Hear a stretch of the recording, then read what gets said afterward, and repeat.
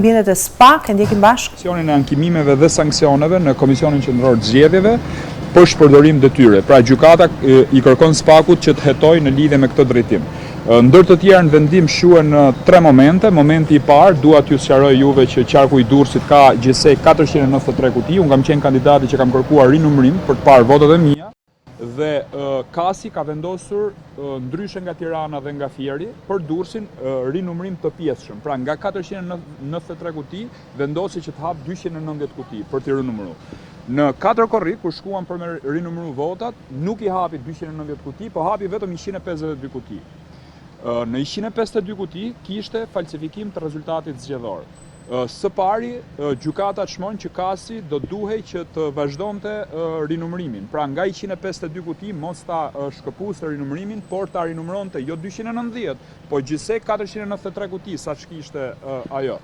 Së dyti, gjykata çmon që Kasi ka shkelur ligjin duke miratuar një tabel përmbledhëse të falsifikuar, sepse ekzistonte dyshimi arsyeshëm që në 293 kutit 341 kutit e tjera që nuk janë rinumëruar, ka pasur votat falsifikuara që penalizonin kandidatët, jo vetëm mua, po edhe kandidatë tjerë. Dhe së treti, gjykata çmon që është detyrë e Kasit që të referonte këtë material në prokurori për krim zgjedhor.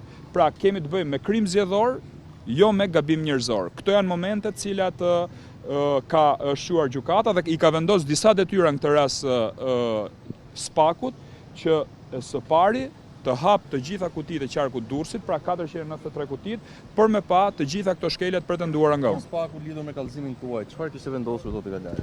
SPAK-u në lidhje me kallëzimin tim kishte vendosur mos fillim. Ndërkohë unë ankimova vendimin, siç bëra edhe me vendimin tjetër. Ju e dini, besojmë keni ndjekur që gjykata ka vendosur, ka urdhëruar SPAK-un që të hetoj për krim të organizuar zgjedhor, për grup strukturuar kriminal së pari edhe për falsifikim zgjedhor. Pra këto janë 2 kallëzimet e mia që kam bërë për zgjedhjet dhe absolutisht kjo është një fitore shumë e madhe. Kujdes jo për Aulonin, por për çdo kandidat tjetër që kërkon të shikojë votat e veta, sepse ne kodi zgjedhor na e pamundson për të rinumëruar votat, pasi e zaurova të gjithë rrugën administrative, shkova në Kas, më rrëzun, shkova në kolegj zgjedhor, nuk më legjitimun, kam shkuar në gjykatë kushtetuese për me shfaqëzuar nenin e kodit zgjedhor antikushtetues që nuk na lejon për me pa votat, ju drejtova institucionit SPAK-ut, gjykatës në të rast, për me marrë drejtën time e cila do sankcionohet për çdo kandidat, jo vetëm për mua në këtë rast. Faleminderit.